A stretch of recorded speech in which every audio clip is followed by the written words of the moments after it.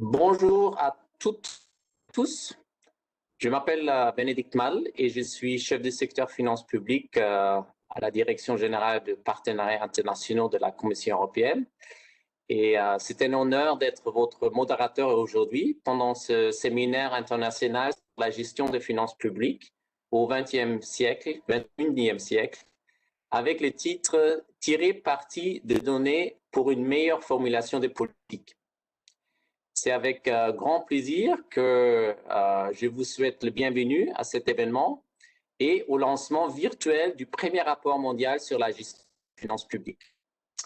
L'événement aujourd'hui fait partie d'une série de séminaires, hier en anglais, aujourd'hui en français et demain en espagnol, qui soulignent la dimension internationale et qui marquent aussi le 20 ans de l'initiative PEFA.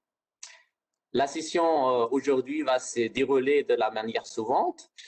Il y a la partie ouverture, et puis le secrétariat PEFA va présenter les rapports globaux, enchaîné par une session plénière avec 3 intervenants qui vont discuter le défi actuel rencontré dans ces domaines et comment on peut utiliser ces rapports et ces données pour mieux répondre à ces défis. Les panélistes seront Madame Hélène Barrois, experte principale en finances publiques, département de la gouvernance et du financement des systèmes de santé à l'Organisation mondiale de la santé. Et puis Abdoulaye Traoré, qui est le coordinateur de la cellule d'appui à la réforme des finances publiques à la République du Mali. Et puis Nicolas Lécrivain, qui est chef de projet gouvernance financière de la direction des opérations de l'Agence française de développement. On va ensuite continuer avec une session pour de questions et des réponses. Je vous prie de mettre vos questions dans les chats, comme ça on peut suivre ça à la fin. Vous pouvez déjà poser des questions aussi pendant la discussion. Le PEFA est vraiment devenu l'outil de diagnostic de gestion des finances publiques des références le plus largement utilisé, pas seulement pour mesurer des performances de gestion des finances publiques, mais aussi comme point de départ pour définir les priorités des réformes. Ceci pour la ville de Bruxelles autant que pour le Mali ou le Guyana. Mon expérience personnelle du PEFA au Cameroun, par exemple, m'a appris que le processus de l'exercice autant important que les résultats. Une compréhension conjointe des problèmes est une base essentielle pour mettre en œuvre un plan de réforme. C'est développé pendant ces années et inclut maintenant le PEFA Check qui offre des possibilités supplémentaires comme des modules genre et climat. Et PEFA a enfin permis de mesurer combien un système de gestion des finances publiques est robuste et est ce qui est essentiel pour faire face à une crise de l'ampleur du Covid-19. Le rapport présenté aujourd'hui est une véritable d'or pour les universités et pour les praticiens. Et je me réjouis de demander à Guillaume Brûlé du secrétariat PEFA de commencer avec la présentation. Je vais juste peut-être aussi signaler qu'on vous demande d'éteindre vos caméras et micros pendant la session et que la session est enregistrée. Avec cela, la parole est à toi. Merci. Merci beaucoup, Bénédicte. On va commencer par vous présenter une vidéo de présentation .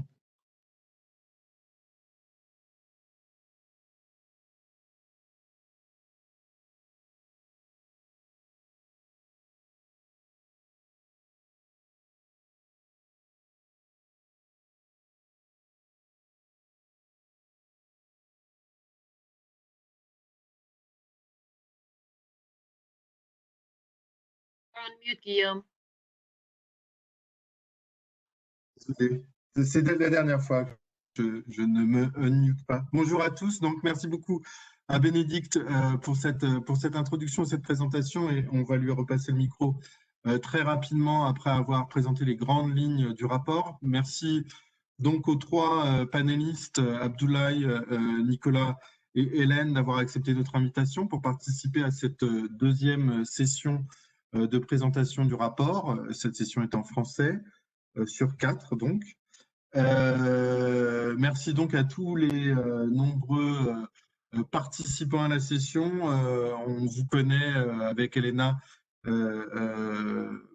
beaucoup à travers les différentes conférences qu'on a fait passer.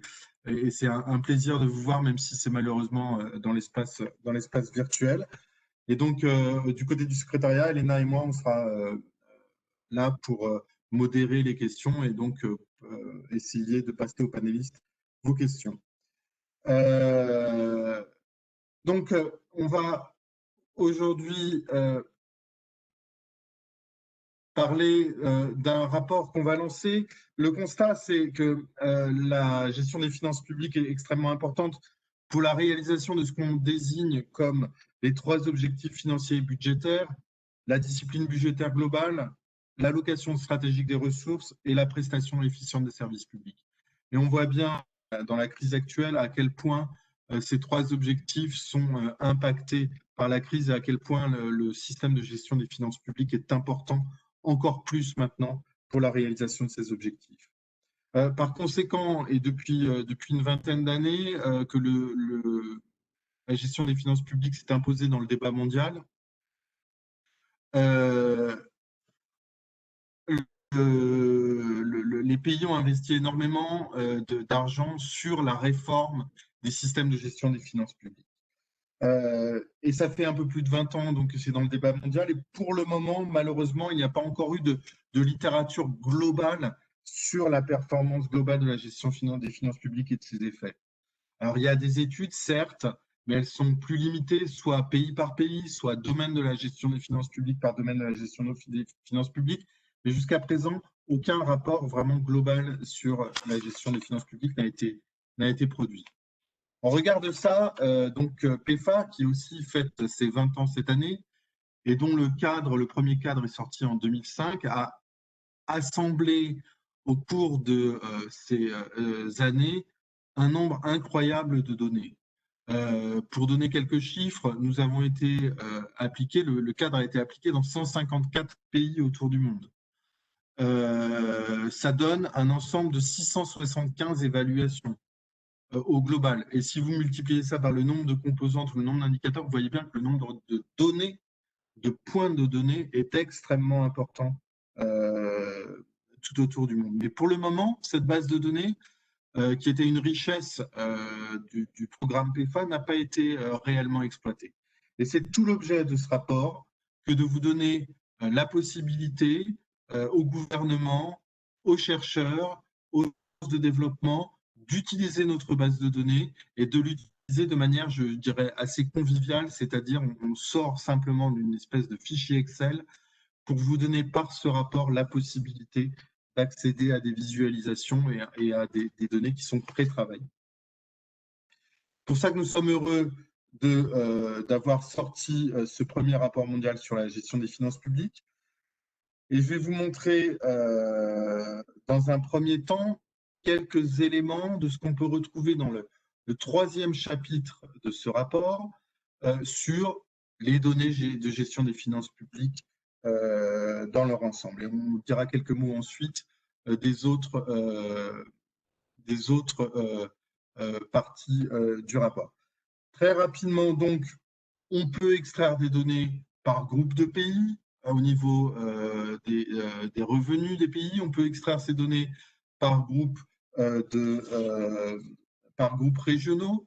Donc là, sur ce slide, par exemple, on voit les comparaisons entre les grandes régions du monde au niveau de la performance de la gestion des finances publiques. On s'aperçoit par exemple que la performance est meilleure dans la zone Europe centrale, Europe et Asie centrale que dans le reste du monde, que ce soit au niveau de la préparation du budget, que ce soit au niveau de l'exécution du budget ou au niveau de la comptabilité et du reporting. Donc à chaque fois, là, vous voyez bien sur les 3 éléments, la performance de Europe centrale et Asie centrale est supérieure. À l'inverse, on voit également pour les trois éléments que des marges de progrès existent à la fois dans la région Afrique subsaharienne et dans la région Asie du Sud. En général, autre conclusion qu'on peut tirer de ces premiers éléments, c'est que la performance, et vous le voyez sur le graphique, la performance est meilleure au niveau national qu'au niveau infranational. Performance ensuite, on peut regarder les performances par grands domaines de la gestion des finances publiques, les grands domaines qu'on appelle piliers dans la méthodologie PEFA. Il est clair au niveau du cycle budgétaire que la performance est meilleure dans la préparation budgétaire, donc le pilier 4, que dans le pilier d'exécution budgétaire. Les meilleures fonctions, celles qui performent le mieux, donc au niveau des indicateurs, sont la préparation du budget, la prévisibilité des fonds, la prévisibilité pour l'engagement des fonds, les contrôles des dépenses non salariales et la gestion de la dette. Voilà ce qui performe le mieux. À l'inverse, on retrouve un certain nombre de failles, un certain nombre de moins bonnes performances, notamment pour tout ce qui est supervision et audit externe, mais également pour la gestion des risques et pour l'examen de l'audit par le Parlement. Généralement parlant, au niveau des parlements, on s'aperçoit qu'ils sont meilleurs dans la discussion budgétaire que dans l'analyse des rapports d'audit. En creusant un peu plus et donc en allant au niveau des indicateurs PEFA, on s'aperçoit que la préparation des budgets multiannuels est assez répandue autour du monde, que la documentation budgétaire est fournie, n'est pas tellement un problème, que les fonctions de trésorerie sont généralement assez performantes, que ce soit la gestion du cash ou enfin la gestion de la trésorerie donc ou la gestion de la dette, et que l'information des redevables de revenus, donc l'information au niveau des impôts, mais également au niveau de l'ensemble des revenus, est de bonne qualité.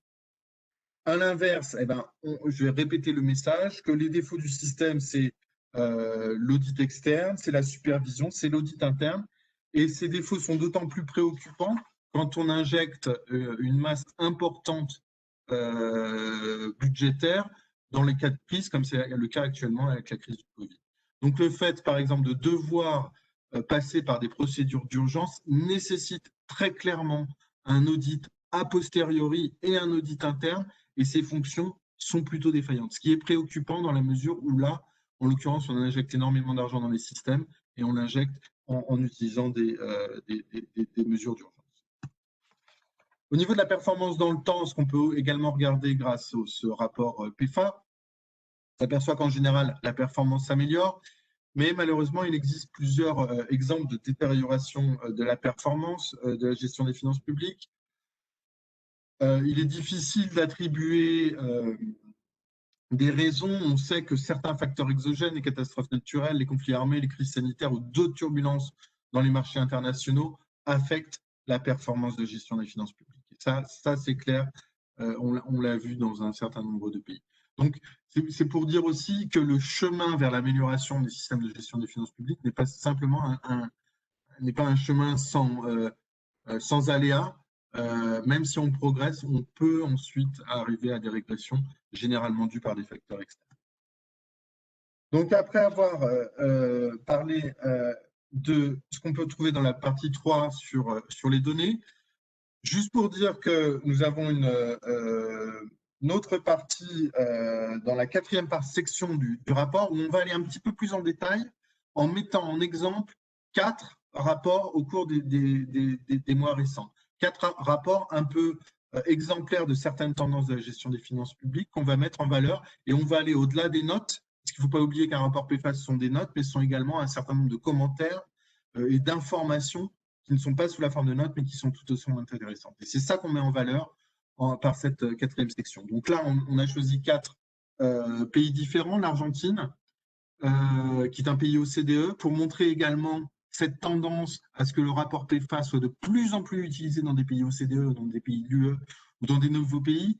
Au cours des derniers mois, on a eu des utilisations en Chine, on a eu des utilisations à Bruxelles, en Belgique, on a quelque chose actuellement en Espagne, en Catalogne, on a eu une utilisation en Allemagne, au Mexique. Donc, vous voyez, ce sont des nouveaux pays et c'est une universalisation du cadre PEFA. clairement, qui concerne, comme l'a dit très bien Bénédicte en introduction, autant le Guyana que la région de Bruxelles. L'Argentine est également intéressante car, si vous le voyez assez rapidement, sa performance est bonne, généralement parlant, notamment pour tout ce qui est transparence. Deuxième pays qu'on a mis en valeur, l'Ukraine, parce que c'est le premier pays à avoir fait un PFA 2016 répété, donc une évaluation successive, et ce qui permet de voir tous les nouveaux domaines introduits par PFA 2016 sur l'investissement, sur la gestion des actifs, etc. Donc là, on a pu voir une évolution, et une évolution aussi assez favorable. Troisième exemple, l'Éthiopie, qui a fait, en même temps qu'une évaluation fédérale, l'évaluation de 7 régions, et qui a tiré de ce groupe d'évaluation des conclusions assez intéressantes sur l'impact de la performance sur les services publics. Enfin, en tous les cas, le travail en lui-même était extrêmement intéressant. Enfin, West Bank and Gaza, donc Cisjordanie et Gaza, où la transparence budgétaire s'est assez nettement améliorée. Quelques mots maintenant sur la 5e section du rapport. Cette 5e section, on la veut à l'avenir comme mettant en évidence les rapports entre la gestion des finances publiques et les grands enjeux internationaux. De type enjeux objectifs de développement durable, comme le climat, comme la lutte contre la pauvreté, ou pour cette année-ci, comme l'impact de la gestion des finances publiques sur le genre. C'était assez naturel, puisque nous avons lancé au cours des dernières années un module spécifique du PFA sur le genre, et donc c'était assez naturel que le premier sujet soit un sujet sur le genre. Donc nous avons tiré des conclusions d'un échantillon assez réduit d'évaluation PFA, puisque pour le moment nous avons simplement 8 évaluations PFA genre, mais en addition, en supplément à ces conclusions tirées des évaluations PFA, il y a eu un gros travail de fait par nos collègues du secrétariat qui ont collecté énormément d'études de cas provenant d'autres pays, et donc donnent énormément de matière à cette partie sur la réforme du genre. Quelques conclusions rapides. On voit que la problématique s'impose petit à petit dans la gestion des finances publiques. Elle s'impose à travers les documents d'orientation budgétaire où on discute la problématique genre, et ça, c'est né dans les années 80 en Australie. Ça s'impose également sur l'évaluation ex post des politiques et sur leur impact sur le genre.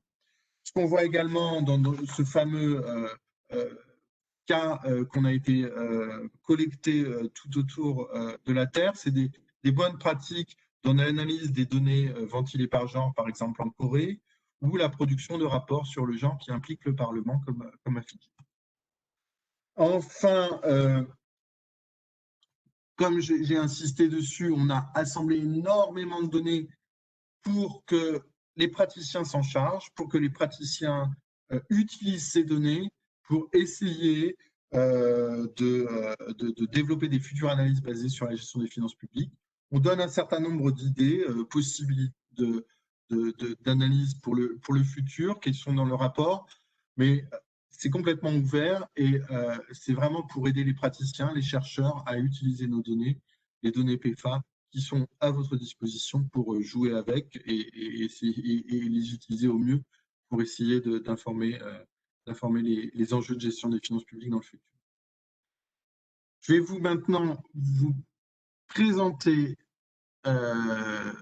rapidement le rapport, et pour répondre à notre collègue du Sénégal, le rapport n'est pas encore disponible sur notre site internet. Il le sera à la fin des 4 sessions de présentation. Donc voilà, à la fin du mois de février, le rapport sera disponible sur notre site internet. C'est donc un rapport interactif,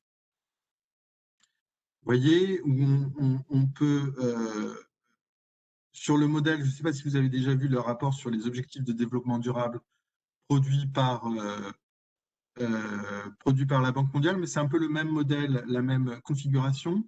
Donc, on peut aller chercher les données pilier par pilier, et juste pour montrer quelques caractéristiques et aller très très vite, d'une part, vous voyez l'interactivité, c'est-à-dire que quand on pointe son curseur sur des graphes, on a immédiatement les données par graphe, donc c'est une très très forte interactivité. On peut partager directement tous les graphes sur les réseaux sociaux, donc ça permet d'illustrer, si vous voulez, des modes de communication sur les réseaux sociaux. Et enfin, caractéristique très importante, on peut télécharger à la fois le rapport et surtout le set de données sur lesquels ensuite vous pouvez travailler. Voilà. Merci beaucoup. Et donc, je repasse la parole à Bénédicte. Merci Guillaume pour cette excellente présentation. Alors, on qu'il y aura encore un peu de suspense. On va attendre jusqu'à la fin du mois, mais tu as nous donné déjà un avant-goût, ce qu'il y a à exploiter, à explorer dans cette mine d'or de données. Je pense que ça nous donne beaucoup d'envie d'aller au site web à la fin du mois. On note déjà quelques points d'analyse, forces et faiblesses, le niveau de développement, le PFA sous-régional, le PFA répété, etc. Mais je pense que c'est vraiment aussi, disons, cette facilité de naviguer sur cette page web. Bon, on a eu le privilège d'avoir un peu accès en avant, mais je peux confirmer que c'est vraiment quelque chose qui est, disons, qui est un rapport interactif. Et j'invite tout le monde de l'explorer à la fin du mois. Avec cela, on va passer à la partie de panélistes. On va commencer avec, bon, on a 3 panélistes, j'ai déjà annoncé. Je commence avec Dr Hélène Barrois, qui est un expert en finances publiques à l'Organisation mondiale de santé, avec 20 ans d'expérience. Elle est spécialisée dans les questions de finances publiques liées au secteur de la santé, pour la Banque mondiale, comme analyste fiscale, et pour l'administration française et l'Union européenne comme expert pour des réformes des finances publiques dans les pays de développement. Elle a fait des publiques et de l'économie de santé avec un PhD de CERDI. Madame Barrois, bon, une question, on voit déjà de votre CV, cet lien entre la santé et les finances publiques, et c'est quelque chose qui nous préoccupe tous, surtout à ces moments-là. Et c'est aussi un peu ma première question. Pensez-vous que le système de gestion des finances publiques offre des flexibilités nécessaires pour optimiser les résultats de développement au niveau sectoriel, surtout les secteurs santé? Ok, ben merci beaucoup. Bonjour à tous. Je suis vraiment ravie de rejoindre ce panel. Je voudrais déjà saluer vraiment la publication de ce premier rapport mondial sur donc la gestion des finances publiques, premier rapport PFA. Je crois que c'est vraiment important de rappeler que c'est vraiment le premier rapport de la sorte. Je salue vraiment l'initiative parce que je trouve que c'est vraiment intéressant d'avoir ce panorama, cette vision générale et un premier résumé des résultats qui ressortent de ces centaines d'évaluations. Vraiment, c'est une initiative extrêmement positive. Effectivement, mettre en lumière ce qui a été présenté dans ce rapport mondial, donc qui parle de la performance générale des systèmes de finances publiques et aussi qui parle de l'évolution de cette performance. Donc, je voulais mettre en relation cette performance par rapport à la question effectivement de la dépense de santé. Pour plus spécifiquement à votre question, je voudrais peut-être rapidement évoquer 3 points. Le premier point, il a trait à la crédibilité budgétaire. On voit que dans le rapport que vous présentez aujourd'hui, la crédibilité budgétaire s'est améliorée. Il y a effectivement un certain nombre de choses qui ont été mises en place dans les pays qui ont permis d'avoir des budgets qui offrent une plus grande prévisibilité budgétaire. Et je souhaiterais insister sur ce point parce que d'un point de vue du secteur de la santé, c'est fondamental. C'est fondamental pour les services de santé de savoir à l'avance combien de ressources ils vont disposer, d'avoir cette prévisibilité à 2-3 ans, donc notamment l'introduction des cadres de dépenses à moyen terme. C'est quelque chose qui est fondamental, je pense, pour l'ensemble des secteurs, mais d'autant plus pour les secteurs de santé, pour permettre de prévoir et de mieux mettre en œuvre, je dirais, les investissements pour le secteur. Donc vraiment souligner ce point, je pense que l'évolution des systèmes de gestion des finances publiques par rapport à la crédibilité budgétaire est vraiment positive pour le secteur de la santé. La deuxième chose que je voulais souligner a trait à la formulation des budgets.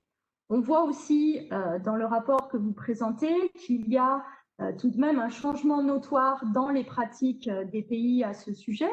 De plus en plus de pays se sont, je dirais, éloignés des budgets qui sont présentés par une classification économique, par intrant, par input, pour évoluer vers des classifications qui sont plus programmatiques ou qui tournent autour de résultats, output-based, d'accord? Et on a vu que ces réformes étaient difficiles dans un certain nombre de secteurs, mais encore une fois, ce que je souhaiterais souligner ici, c'est que d'un point de vue du secteur de la santé, c'est un outil utile. C'est un outil utile, efficace, et je crois à juste titre pour deux raisons. La première raison, c'est que oui, je réponds donc à votre question, ça apporte un certain nombre de flexibilité dans le secteur, et cette flexibilité dans le secteur, on en a besoin, parce que comme on l'a vu cette année, en santé, les besoins évoluent au sein d'une année fiscale, on ne sait pas forcément l'entièreté des besoins au début de l'année fiscale, ça évolue. Donc, on a besoin de cette flexibilité pour mieux gérer la dépense et on a besoin aussi que l'allocation budgétaire soit alignée autour des priorités du secteur. Donc, je crois que l'introduction de cet outil, qui, on le sait, n'est pas facile et compliqué à mettre en œuvre, mais mérite vraiment d'être encouragé dans plus et plus de pays. Le troisième point, si vous me permettez, c'est sur la question de l'exécution budgétaire. J'ai bien lu ce que ce premier rapport PEFA souligne par rapport aux questions d'exécution budgétaire. Et comme l'a rappelé Guillaume en introduction, c'est à nouveau un secteur dont les performances sont les moins bonnes. Dans les indicateurs du PEFA, on voit que cette question de l'exécution du budget reste détériorée. À un certain nombre d'analyses qu'on a initiées aussi dans le secteur de la santé, qui est chroniquement sous-exécutés. Les budgets de santé sont de manière générale sous-exécutés. Donc, on essaye de réfléchir aux causes profondes qui peuvent expliquer cette sous-exécution en santé, bien entendu avec des causes qui affectent l'ensemble des secteurs, mais aussi, on a l'impression, un certain nombre d'éléments, de facteurs spécifiques à la dépense de santé. Et donc, ce travail qu'on a initié avec la Banque mondiale et le FMI nous encourage vraiment à voir la collaboration entre, d'un côté, les autorités des finances publiques et de l'autre, les autorités de la santé, de voir comment on peut renforcer vraiment cette collaboration entre les deux entités, entre les deux secteurs, parce qu'il est très clair que l'amélioration des pratiques en matière d'exécution budgétaire est vraiment au cœur du renforcement de cette collaboration. Donc, juste pour conclure, oui, je crois que d'un point de vue santé, il est nécessaire d'avoir les bases essentielles de la gestion des finances publiques. Vous le montrez pour l'ensemble des secteurs et c'est vrai pour la santé aussi. Mais en santé, effectivement, on a besoin d'un certain nombre de flexibilité par une formulation différente des budgets, par une exécution budgétaire peut-être un peu plus souple pour mieux répondre aux besoins du secteur. Voilà, peut-être je m'arrête là pour cette première question. Merci beaucoup, Madame Barbara. On va revenir vers vous après un premier tour, mais je note déjà avec intérêt que, disons, les grandes tendances au niveau de gestion de finances publiques globales, c'est reflet aussi d'une certaine manière dans les secteurs de santé. Je note également, disons, l'importance de gestion des finances publiques pour les secteurs comme pour des bailleurs, par exemple l'Union européenne, qui font beaucoup d'appui budgétaire sectoriel. C'est aussi peut-être quelque chose important à retenir pour effectivement trouver aussi, disons, peut-être des indicateurs ou d'appui spécifiques au secteur en lien avec la gestion de finances publiques. Avec cela, je voudrais passer à M. Abdoulaye Traoré, qui est inspecteur du Trésor et qui dispose d'une expérience professionnelle de 19 ans dans l'administration publique malienne et qui occupe actuellement le poste de coordinateur de la cellule d'appui à la réforme de finances publiques et qui est un service rattaché au secrétariat général du ministère de l'économie et des finances au Mali. La cellule a pour mission d'animer et de coordonner des activités se rapportant à la politique de réforme des finances publiques. Monsieur Traoré, une question qui se pose maintenant, c'est aussi liée à la digitalisation ou au système d'informatisation de gestion des finances publiques. Et je serais intéressé d'avoir votre opinion, comment vous voyez le rôle de la technologie sur le PFM, par exemple le IFMIS ou le e-procurement, le système basé sur les clouds, etc., qui émergent dans le monde post-Covid-19.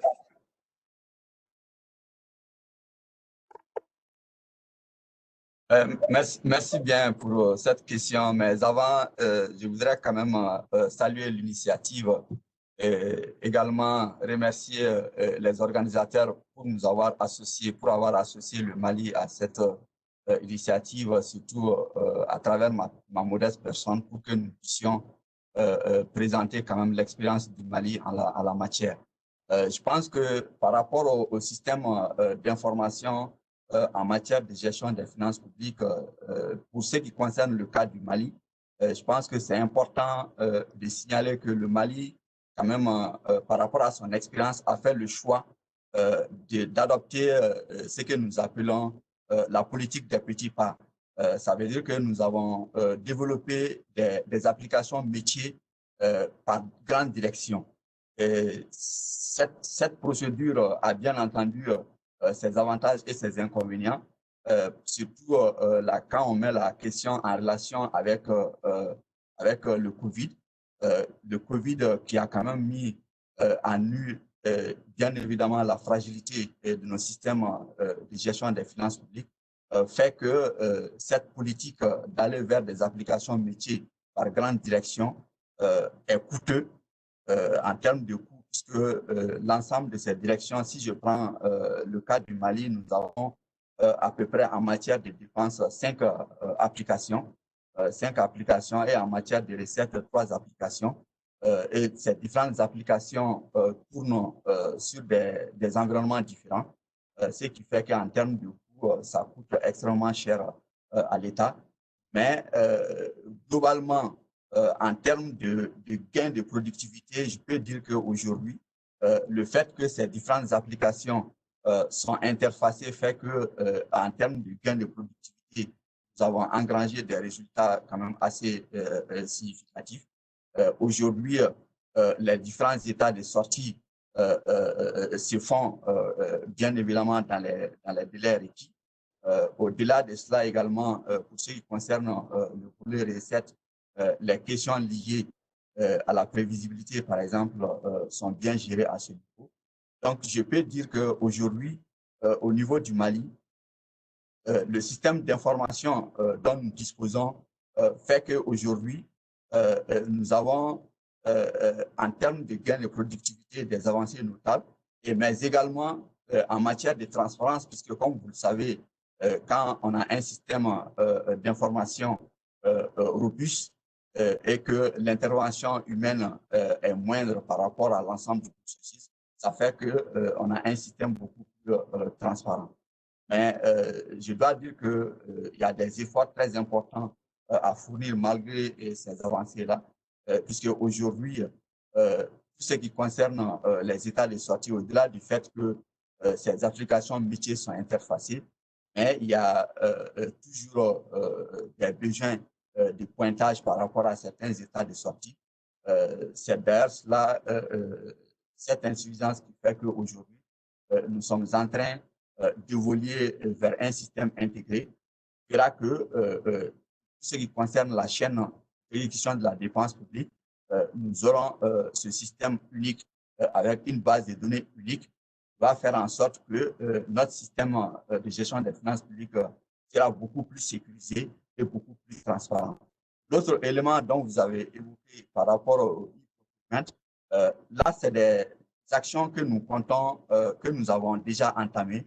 Je pense que 2021 fera que bon, ces actions pourront être menées comme on le souhaite, puisque nous voudrions aller vers une dématérialisation totale de la chaîne de passation des marchés, faire en sorte que ce système de passation des marchés accorde une égalité des chances à tous les acteurs de la commande publique, que tu sois dans les régions ou bien que tu sois dans la capitale, et l'ensemble des acteurs puissent postuler à la commande publique et que l'intervention humaine par rapport à tout ce qui a trait aux documents physiques soit minimisée. Donc, l'avenir est là, aller vers une dématérialisation totale de la commande publique et migrer vers un système d'information intégré en matière de gestion des finances publiques. Donc, voilà un peu pour le cas du Mali.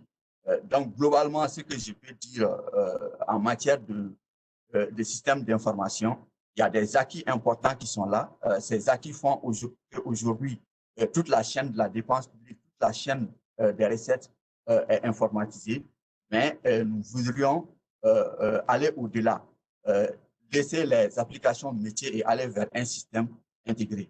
Et indépendamment de cela également, pour tout ce qui concerne la mobilisation des recettes, aller vers les outils modernes tels que les téléservices. Et là-dessus, des avancées notables sont enregistrées pour ce qui concerne les grandes entreprises.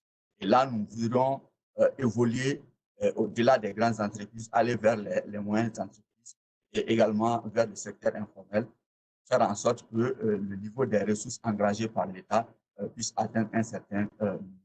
Donc, voilà en gros ce que je peux dire par rapport au système d'information du Mali et comment est-ce que nous comptons évoluer pour que ce système d'information soit beaucoup plus robuste et que nous puissions anticiper sur les questions, notamment tout ce qui est arrivé à travers le. Merci. Merci beaucoup, Monsieur André, pour partager cette expérience du Mali. Je note avec intérêt que, bon, d'abord, vous avez commencé de dire, vous suivez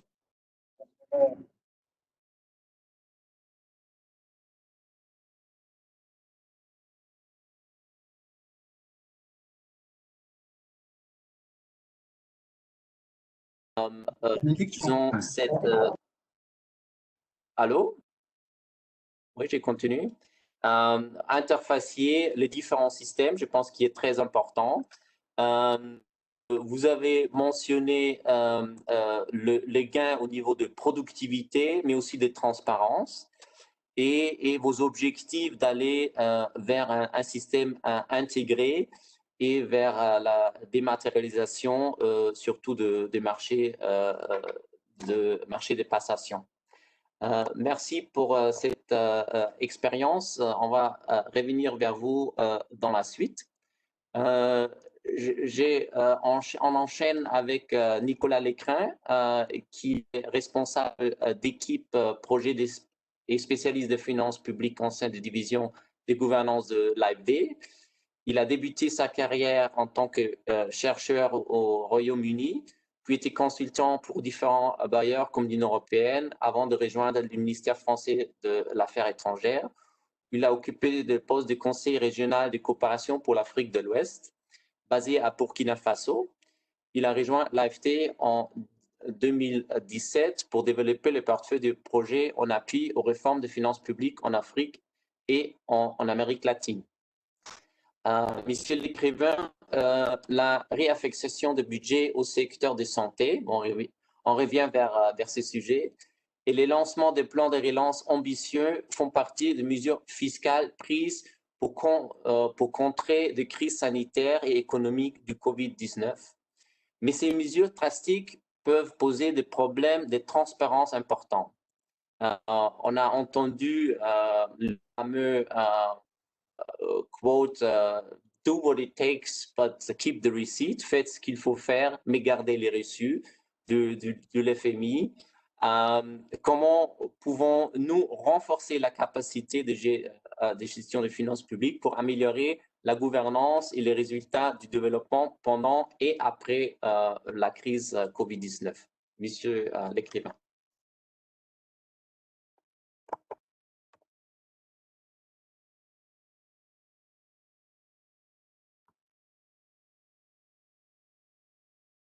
Monsieur l'écrivain?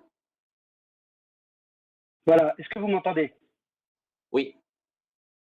Donc, merci beaucoup. Comme mes collègues panélistes, je tiens à vraiment saluer le travail sur ce rapport global qui est une première, qui rassemble, collecte, analyse une quantité importante d'informations qui permet des comparaisons internationales et pour l'Agence française de développement, c'est un outil. C'est un outil que l'on va utiliser en parallèle des différentes évaluations PEFA que l'on peut financer et que l'on peut utiliser. Alors, pour répondre à votre question, je vais répondre en 2 points parce qu'il y a le maintenant et l'après. Donc peut-être d'abord sur le rôle de la GFP dans la réponse à la crise, le ou l'avant, enfin malheureusement on y est encore, et un peu les perspectives d'évolution de la GFP pour mieux répondre aux objectifs de développement. Donc sur le premier point, je dirais qu'il faut vraiment souligner que cette réponse exceptionnelle a constitué un réel enjeu pour les pays, mais aussi pour les bailleurs comme l'AFD. L'AFD a engagé quelques 2,8 milliards d'euros dans des projets de réponse à la crise en 2020.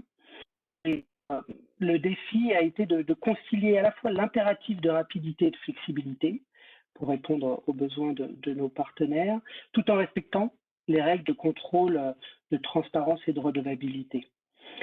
Ces règles de contrôle, de transparence, de redevabilité sont bien sûr essentielles en temps normal, mais apparaissent encore plus fondamentales en crise, et ça a été rappelé par Guillaume Brûlé au départ.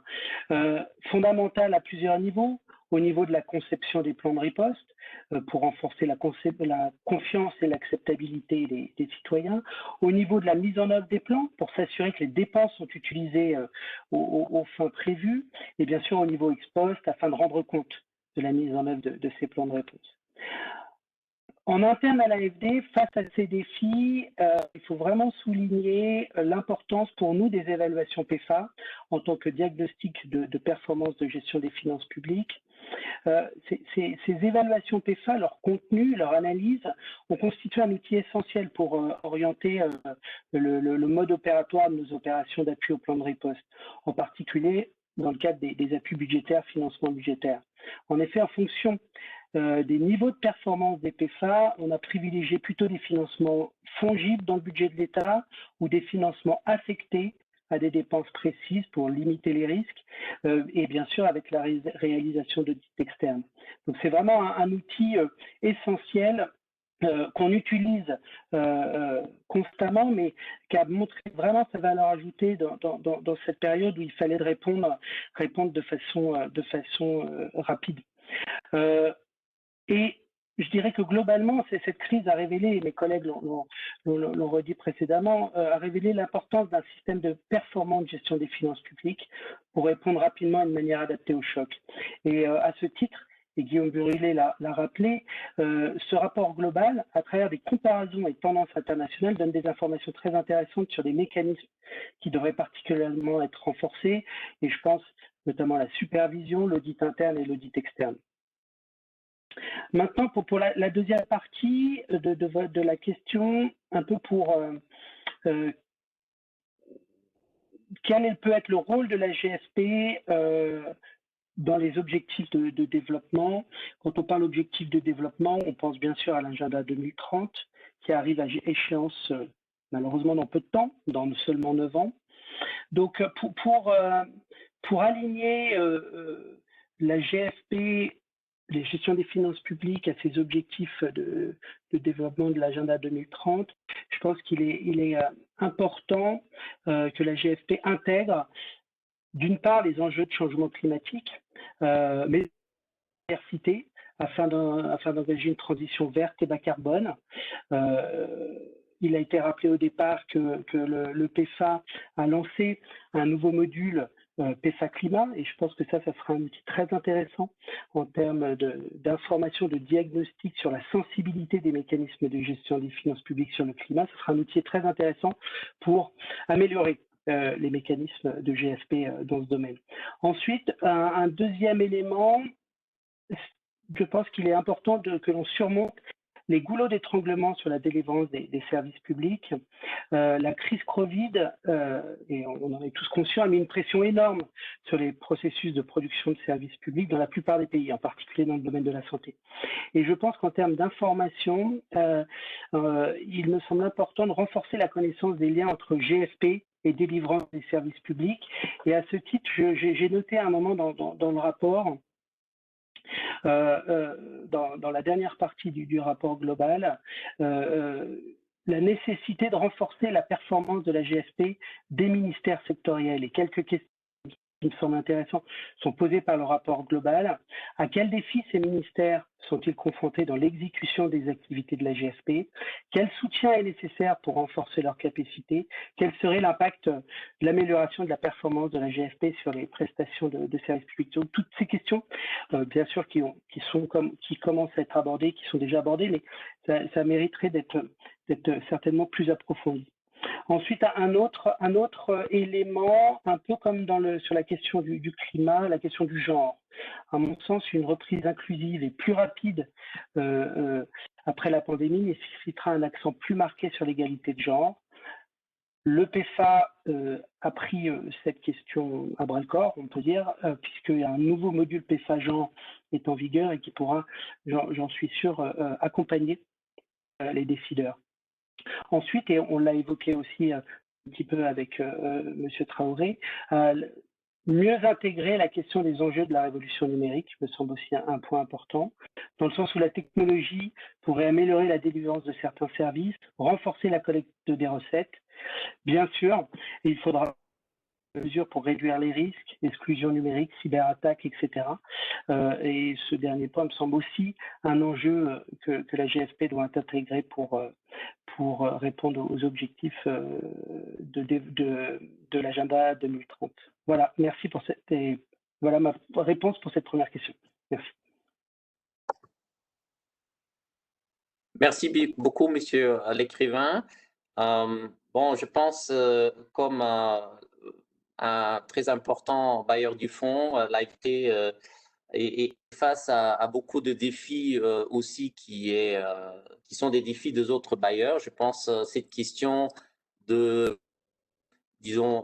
d'agir, d'un côté d'agir rapidement pendant la crise, mais de l'autre côté d'assurer aussi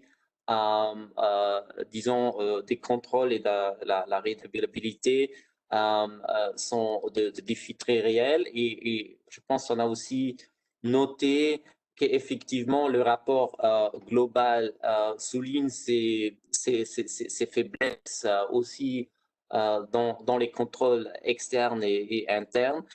Ça me rappelle d'un rapport qui était fait aussi, je pense, Sierra Leone pendant l'épidémie Ebola sur le contrôle externe, qui a aussi montré, disons, le faiblesse du système pendant cette choc externe. Mais je pense que ça nous encourage tous de mettre peut-être plus d'accent sur ces aspects, justement pour la prochaine, disons, pour le prochain choc qui va venir d'une manière ou l'autre. J'ai noté aussi, disons, l'importance de nouveaux développements au niveau de changements climatiques, des questions de genre, qui sont maintenant aussi, disons, avec le nouveau module intégré dans le concept de PFA. Avec cela, je retourne à Madame Barois pour une deuxième question. Quels sont, à votre avis, le domaine le plus critique de la gestion des finances publiques où des recherches supplémentaires sont nécessaires et où le rapport mondial pourrait contribuer à l'avenir? Madame Barois. Oui, j'aimerais revenir sur ce point de la question de l'exécution budgétaire, parce que, en tout cas, d'un point de vue sectoriel, vous savez, c'est souvent perçu comme une sorte de boîte noire. On ne sait pas bien pourquoi, en fait, le budget, en particulier le budget de la santé, n'est pas dépensé complètement. Et souvent, on associe ce problème à un problème de capacité d'absorption, comme on dit, du ministère de la Santé et des autorités de santé. Mais quand on creuse un petit peu plus, on peut voir effectivement qu'il y a une myriade de facteurs qui influent sur la performance de l'exécution budgétaire.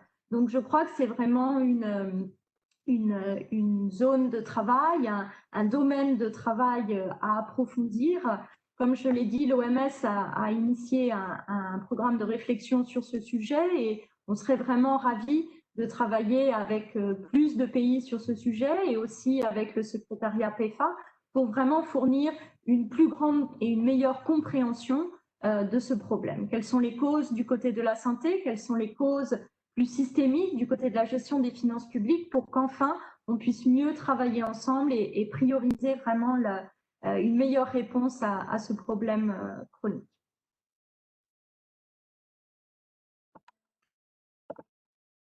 Merci beaucoup. C'est bien clair, une axe de travail et des recherches à approfondir l'exécution du budget pour mieux comprendre ces contraintes de capacité d'absorption. Je pense effectivement avec le rapport global, il y aura, je pense, beaucoup des académiciens qui vont se lancer avec ces données d'aller plus loin. Je me retourne vers M. Traoré pour,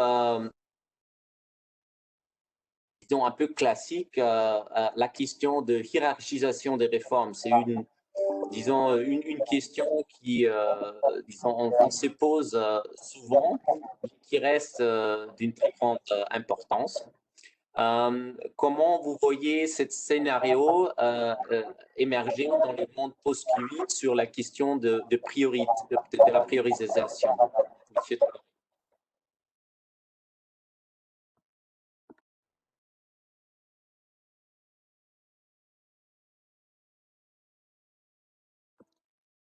Extrêmement importante pour nous. Ça tient au fait qu'il y a une rareté des ressources dans notre pays. Et si on combine à cela l'effet de la COVID, donc la hiérarchisation est extrêmement importante pour nous.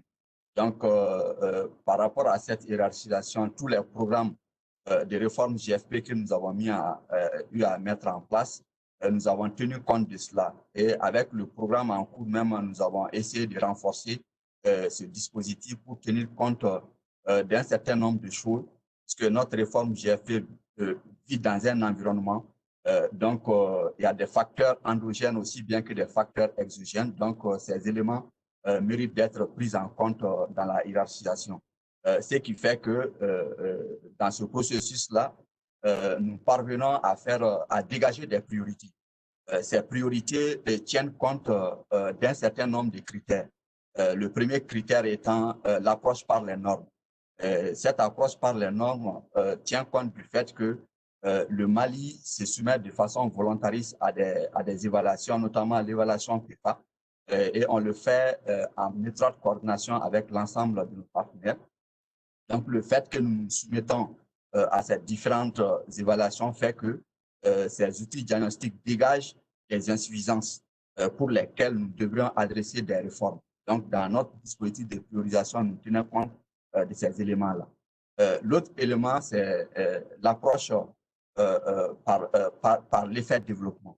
L'approche par l'effet de développement veut que le fait que la réforme JFP est adossée à un programme global, qui est le cadre stratégique pour la croissance et le développement durable, qui tient en compte tout ce qui a trait aux objectifs du développement durable.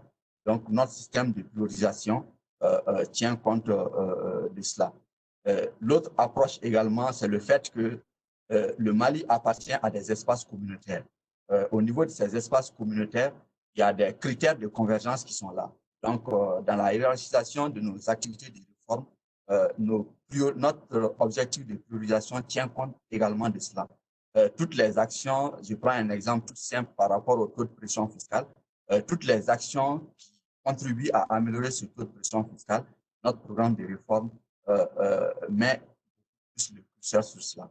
Donc, pour me résumer sur cela, je dirais que tous nos programmes de réforme JFP tiennent compte de cette hiérarchisation qui est bâtie autour de trois priorités et trois approches prioritaires. L'approche par les normes, l'approche par l'effet de développement et l'approche par rapport aux engagements communautaires. Et pour insister sur l'approche par les normes, je dirais d'ailleurs que au-delà des évaluations qui sont faites chaque 3 ans, le Mali a fait le choix de mettre en place une équipe d'auto-évaluation qui évalue régulièrement conformément aux normes PEPA pour faire en sorte que nous puissions être dans l'anticipation, mettre en exergue nos insuffisances et pouvoir les corriger dans notre programme de réforme des finances publiques. Ça, c'est une nouveauté que nous avons insérée pour tenir compte de cet aspect de hiérarchisation. Voilà un peu ce que je peux dire par rapport à ça.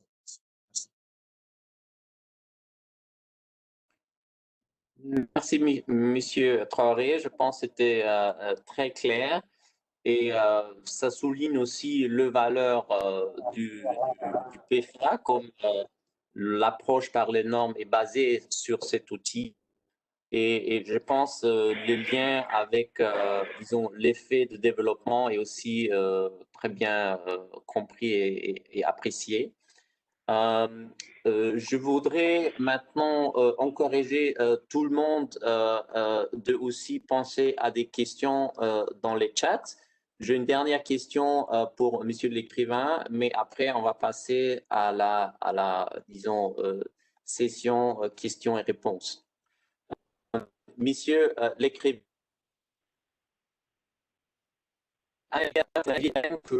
qu'on est confronté souvent, c'est la question, ou bien c'est que il y a plusieurs réformes qui ont l'air d'être très bien sur les papiers, mais qui ne produisent pas forcément le résultat concret dans les pays qui sont attendus. Comment on peut faire mieux?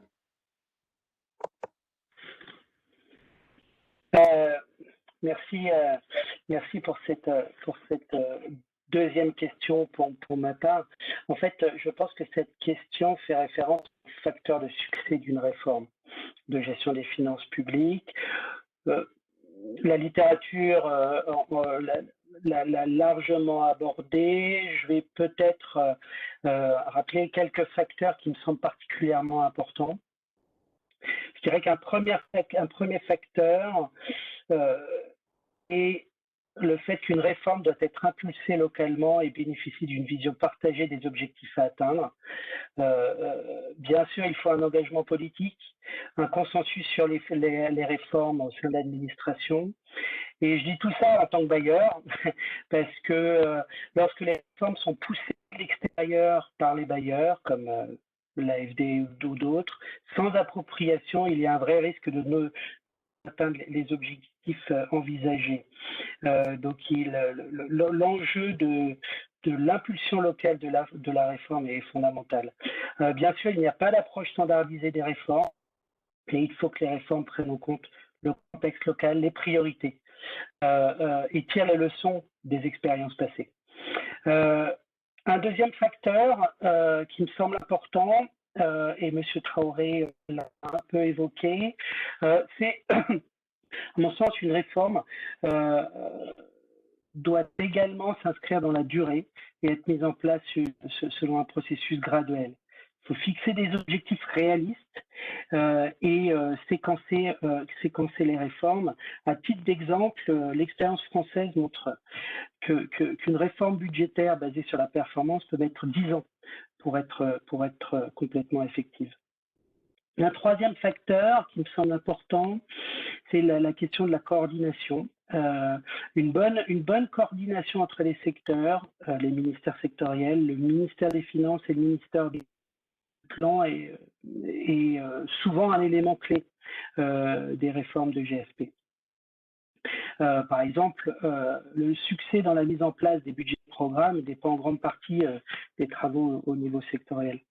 Un quatrième facteur, bien sûr, les réformes doivent être accompagnées de renforcement de capacité des différentes parties prenantes. Mais il faut un bon séquençage et bien sûr être en ligne avec les besoins. Un dernier facteur important, à mon avis, dans le contexte actuel, c'est prendre en compte les chocs exogènes. Une réforme est un processus continu, en grande partie un processus d'apprentissage. Et les changements de l'environnement économique, social ou politique peuvent nécessiter de réexaminer certaines mesures de réforme. C'est pour ça qu'il est important, à mon sens, de mener des évaluations régulières pour s'assurer que les réformes sont sur les rails, identifier et mettre en œuvre des mesures correctrices, réadapter le programme. En somme, il n'existe pas de solution unique, standardisée, pour la conception et la mise en œuvre des réformes de GSP. L'évaluation PEFA, comme d'autres diagnostics de gestion des finances publiques, est là pour donner des baselines, pour accompagner la formalisation et l'adaptation des mesures de plan de réforme.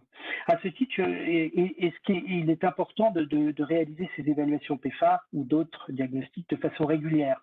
Et à ce titre, j'ai noté dans le rapport global une conclusion encourageante. J'ai vu que le rapport indique que les pays ont en moyenne amélioré leur score moyen dès de leurs premières évaluations PEFA à la dernière.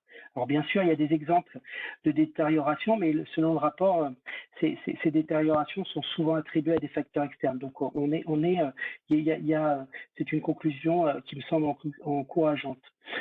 Pour terminer ma réponse, je voudrais souligner le gros travail réalisé par le secrétariat PEFA dans le développement d'un nouveau guide, le volume 4, sur l'utilisation du PEFA dans les réformes de gestion des finances publiques. Ce volume 4 complète, à mon avis, le processus d'évaluation PEFA. C'est intéressant parce qu'il donne des indications aux décideurs pour guider la mise en place et le suivi des stratégies de réforme. Donc, c'est un outil qui complète la palette du PEFA pour finalement faire qu'on ait des réformes bien sur le papier et bien en réalité. Voilà, merci.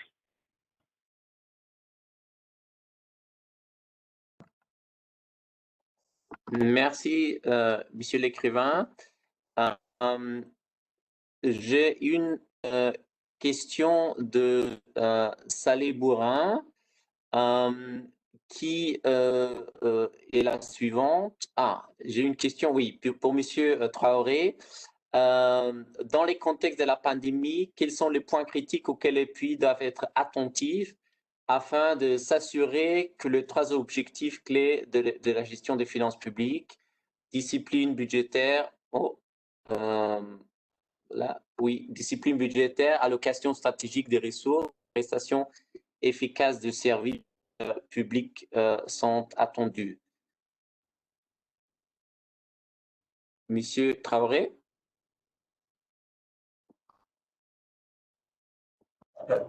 Donc, merci bien pour cette question. Je pense que cette question, le PEFA règle cette problématique.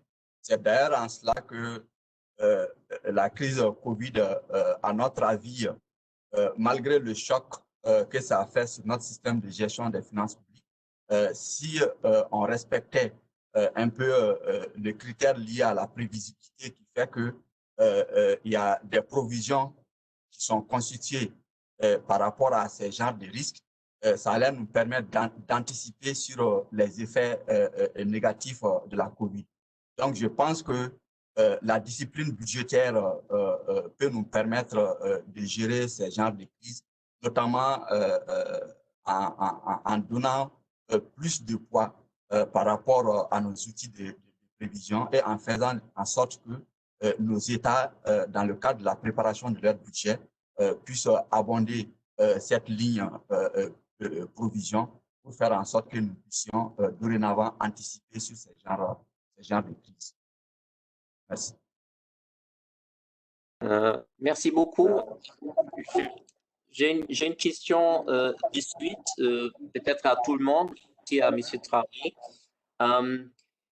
Comment vous jugez, disons, la question de volonté politique pour des réformes de gestion des finances publiques dans la situation actuelle? Est-ce que, disons, vous voyez une volonté politique disons, plus grand ou bien il y a plus de concurrence sur l'attention politique avec d'autres priorités? C'est une question est liée à ça. Comment on peut faire l'argument pour l'importance des réformes de gestion en finances publiques dans la situation actuelle?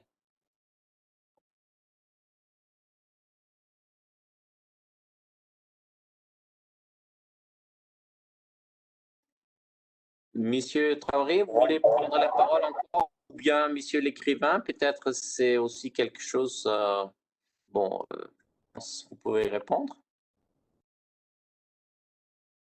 Ok, merci bien, je vais y aller. Je pense que la question du portage politique en matière de réforme GFP est extrêmement importante. Une réforme de cette envergure ne peut pas atteindre les résultats escomptés sans ce portage politique.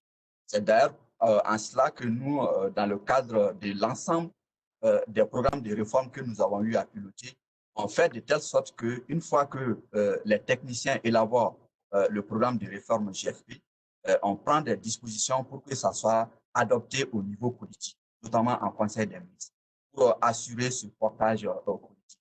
C'est d'ailleurs ce portage politique qui a fait que, malgré les différentes crises que le Mali a vécues, le programme de réforme des finances publiques a continué à être financé à travers le budget national.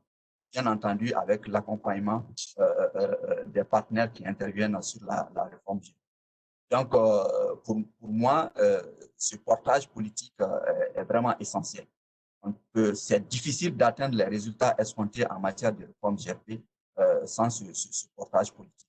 Et je pense d'ailleurs avec cette crise liée à la COVID, nous travaillons à ce que ce portage politique puisse mieux être renforcé.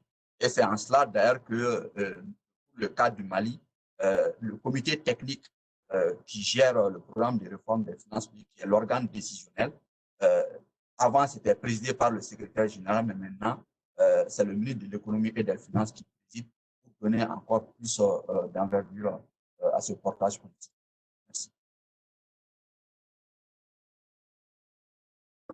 Merci, M. Traoré. J'ai reçu une question dans les chats pour M. l'écrivain.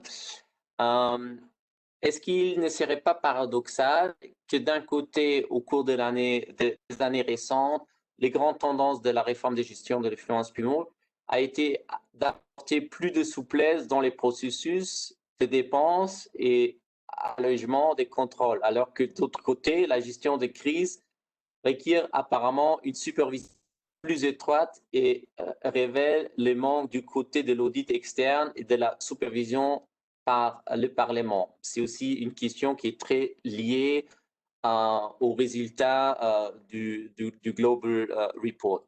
Monsieur l'écrivain. Oui, merci. Merci pour cette question. J'ai le sentiment que j'ai le sentiment en fait que la crise actuelle que l'on vit a posé la question des fondamentaux des finances publiques, comme je l'ai évoqué tout à l'heure sur l'audit, le contrôle, et le global montre bien que ce sont souvent des mécanismes qui sont à renforcer. Je pense pas que avant la crise, les objectifs étaient d'alléger les contrôles. Je pense que on a toujours été, l'idée est toujours de renforcer ces contrôles. Alors peut-être d'avoir des contrôles plus sélectifs lorsque c'est possible, un contrôle par les risques, mais l'objectif est bien de renforcer le système d'ensemble, l'exécution pour que l'on ait des dépenses qui soient réalisés pour les objectifs fixés. Mais je pense que le point central de cette crise a été de mettre en avant les fondamentaux qu'il est nécessaire d'avoir pour pouvoir répondre dans l'urgence. Merci beaucoup. J'ai maintenant une question qui concerne Madame Barois. Je lis, s'agissant de la présentation très intéressante de Madame Barois sur la santé, la sous-exécution des crédits ne concerne pas tout le système des finances publiques et l'ensemble des zones du monde. Quels sont les trends ou les tendances par région en matière de gestion des finances publiques relatives à la santé et dans le cadre de la gestion de la crise? Madame Barois? Oui, merci beaucoup. Je voulais juste revenir sur une question précédente qui était posée dans le chat. Donc, je vais répondre à ces deux questions. La première question était sur le lien entre la planification du budget et l'exécution du budget. Donc, je reviens sur ce point parce qu'il me paraît effectivement important. On a des évidences qui montrent que quand le budget est mal défini, qu'il n'est pas aligné avec les priorités, qu'il est mal costé, que les coûts sont pas bien estimés, tous ces facteurs vont bien entendu contribuer à limiter la bonne exécution et la bonne mise en œuvre du budget. Donc, effectivement, la question est intéressante parce que ça nous permet effectivement de rebondir sur le fait que la mauvaise exécution est liée à un certain nombre de facteurs, notamment des facteurs qui sont bien en amont de la dépense, des facteurs qui sont liés à la manière dont les budgets sont formulés, de la manière dont les budgets sont estimés, et qui donc impliquent des actions, je dirais, très en amont de la chaîne de la dépense. On voit bien que ce n'est pas simplement quand l'argent est décaissé, mais bien en amont, ça implique des réflexions et des réformes plus fondamentales pour arriver à une meilleure exécution en santé.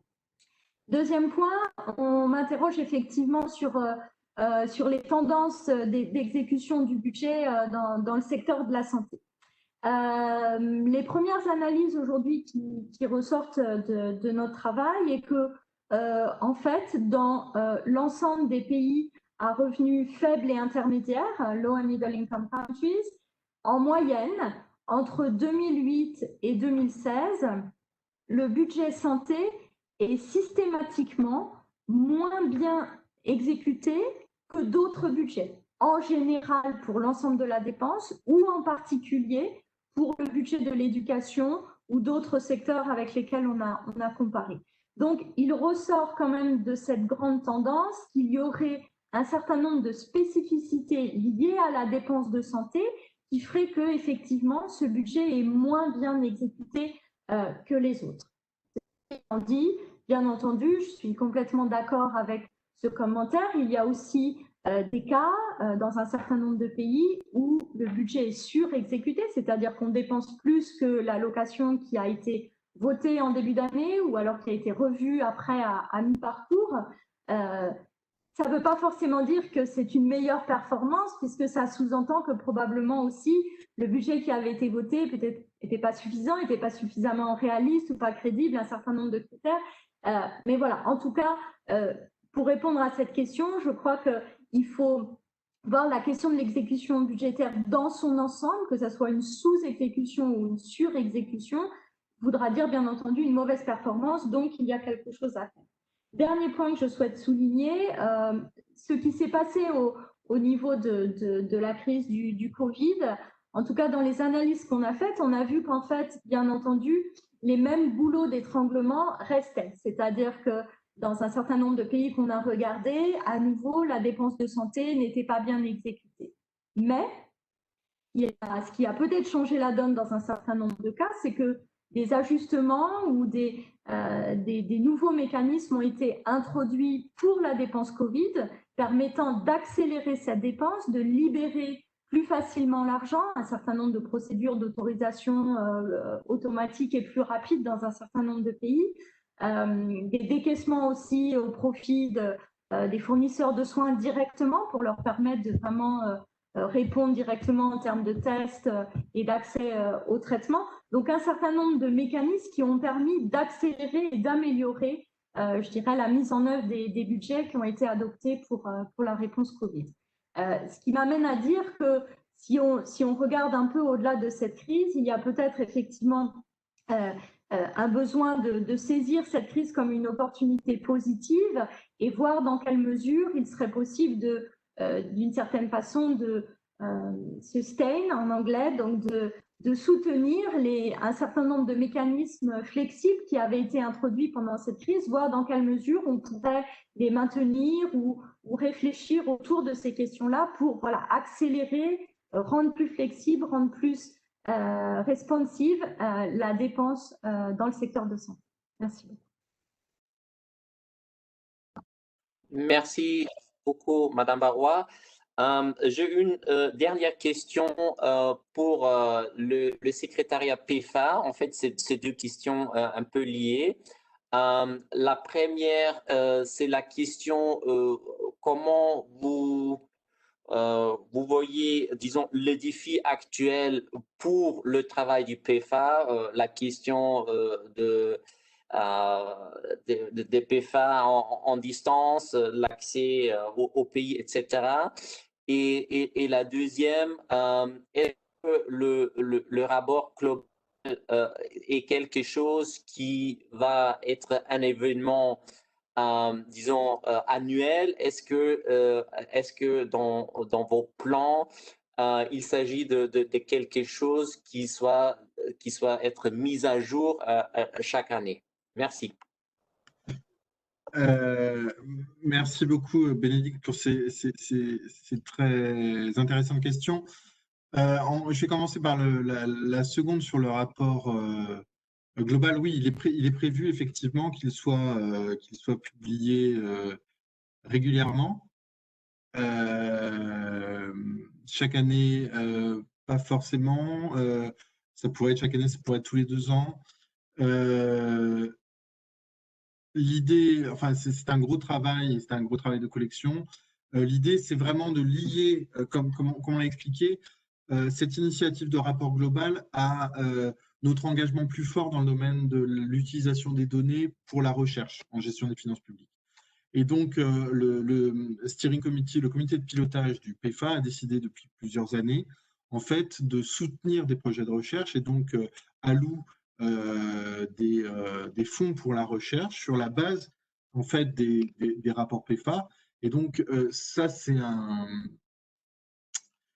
un tournant qu'on a pris depuis quelques années. Et donc, il y aura une articulation entre cette volonté d'accroître la recherche sur un certain nombre de domaines et le rapport annuel. Et j'espère que les deux vont se répondre. Donc oui, c'est une première et c'est avec l'idée d'avoir une régularité de la publication de ce rapport.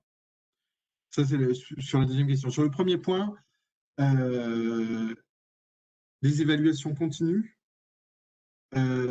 Certaines sont faites à distance. Donc, j'ai en tête un rapport provisoire qui est arrivé au secrétariat il y a quelques quelques jours et qui a été fait intégralement à distance et en 6 mois.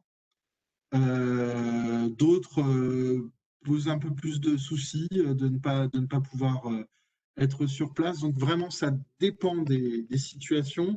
Et pour aider un peu les équipes sur le terrain ou les équipes à la fois gouvernement et partenaires du développement et aussi consultants qui mettent en œuvre les réformes, nous venons de publier un blog sur comment faire des évaluations PFA en temps de Covid. Donc, vous pourrez trouver ça à la fois sur les blogs PFM de la Banque mondiale et sur le site PFA. Donc, nos collègues ont publié ce